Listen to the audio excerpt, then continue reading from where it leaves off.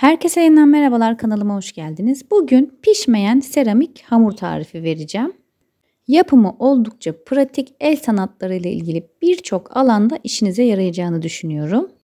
Deneyecek olanlar lütfen videoyu atlamadan baştan sona kadar izleyin çünkü önemli bilgiler anlatacağım. Hadi öyleyse kağıdı kalemi hazırlayın, tarif geliyor. Bu işler için kullandığım kabın içerisine öncelikle 1 bardak buğday nişastası ekledim. Bakın, bu önemli bir nokta. Daha önce mısır nişastasıyla da denedim. Aynı sonucu alamadım. O yüzden pişmeyen hamur yapacaksanız mutlaka buğday nişastası kullanmalısınız.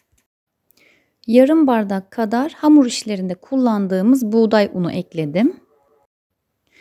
Yarım bardak kadar çiçek tutkalı. Burası da önemli. Pişen pişmeyen hangi tarifi deneyecekseniz deneyin. Değişmeyen tek malzeme çiçek tutkalı. Başka tutkallarla aynı sonucu alamazsınız. Ve 1 kapak kadar da gliserin. Eğer gliserin yoksa yerine sıvı yağ da kullanabilirsiniz. Ama gliserin kullanırsanız hamuru daha uzun süre bozulmadan muhafaza edebilirsiniz.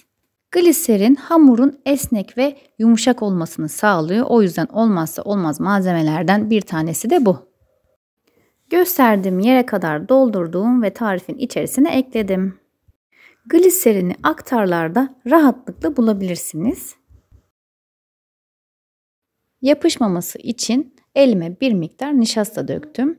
Ardından malzemeyi yoğurmadan önce karıştırdım ve kurabiye yapar gibi hamuru yoğurmaya başladım. Orijinal tarifinde çiçek tutkalı 1 bardak yazıyordu. Daha önce 1 bardak tutkalla da denedim. Ama hamuru bir türlü toparlayamadım. Hamurun toparlanabilmesi için defalarca nişasta ekleyerek yoğurmam gerekti. Ne kadar ekleme yapıp yoğurduysam yoğurayım, hamurun elime yapışmasını bir türlü önleyemedim. O yüzden bu tarifte yarım bardak tutkal ekledim ve üzerine tekrar malzeme koymaya gerek kalmadan hamur çok rahat bir şekilde toparlandı. Bardak, tabak, kase, hangi ölçü kabını kullanırsanız kullanın, ekleyeceğiniz tutkalın miktarı nişastanın yarısı kadar olmalı. Deneyimlerime dayanarak bu şekilde yapmanızı öneriyorum. Tabii bu unun, nişastanın markasından tutun da ortam sıcaklığına kadar 3 aşağı 5 yukarı farklılıklar gösterebilir. Diyelim ki hamur toparlanmadı ve hala ele yapışmaya devam ediyor. O zaman içerisine azar azar nişasta ekleyerek yoğurmaya devam edin.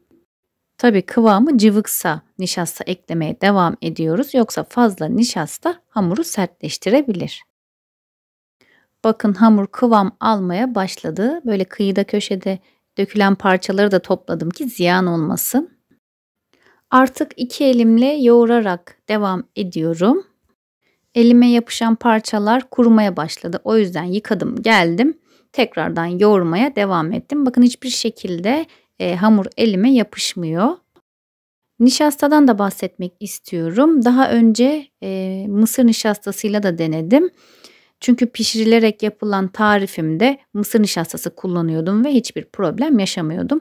Hamur olması gerektiği gibi esnemedi ve çalışırken ufalanıp dökülmeye başladı. Ayrıca yaptığınız işin zamanla çatladığı söyleniyor. O yüzden bu tarifte buğday nişastası kullanıyoruz. Evet, hamur kıvam aldı. Artık yoğurmama gerek yok. Peki bunu nereden anlıyorum? Birincisi, hamur kesinlikle ele yapışmayacak. İkincisi ise hamuru bu şekilde çektiğinizde esneyecek. Verdiğim ölçülerde bu kadar bir hamur elde ediyorsunuz. Bu şekilde avuç içinizi dolduracak kadar. Tabii bunun miktarını arttırmak sizin elinizde. Şimdi hamuru nasıl saklayacağınızı göstereceğim. Hamurun kurumaması için 2 tane buzdolabı poşetine koyarak saklıyorum. Kesinlikle hava almaması gerekiyor. Dilerseniz bu şekilde hazırladıktan sonra plastik bir kap içerisine koyarak saklayabilirsiniz. Hamur 1-2 saat dinlendirdikten sonra kullanıma hazır hale geliyor. Havanın sıcak olmasından dolayı poşetten çıkarttığınızda ilk etapta hafif bir şekilde elinize yapışabilir. Çok az yoğurun, kendine gelecektir. Biliyorsunuz ki ben bu hamuru silikon kalıpta şekillendirerek çalışmalarımda kullanıyorum. Şimdi bir deneme yapacağım. Öncelikle Hamurun yapışmaması için silikon kalıpları bebe yağıyla yağlıyorum. Hamuru ilk defa deniyorum. Bakalım nasıl olacak? Bu hamuru başka nerelerde kullanabilirsiniz? Ondan bahsetmek istiyorum. Benim kullandığım gibi silikon kalıpla şekillendirebilirsiniz. Onun haricinde kalıp kullanmadan elinizle de şekiller verebilirsiniz. Mesela çiçek yapımında kullanabilirsiniz. İçerisine mum veya takı koymak için dekoratif tabaklar hazırlayabilirsiniz. Taş bebek giydirebilirsiniz. Dekoratif küçük objeler yapabilirsiniz. Ya da takılar ve tokalar yapabilirsiniz.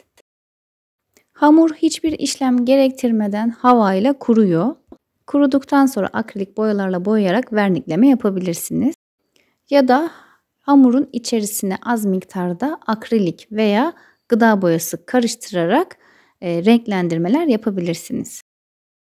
Evet, herhangi bir problem görünmüyor. Yapımı daha pratik olduğu için çalışmalarımda bu hamuru kullanmayı düşünüyorum.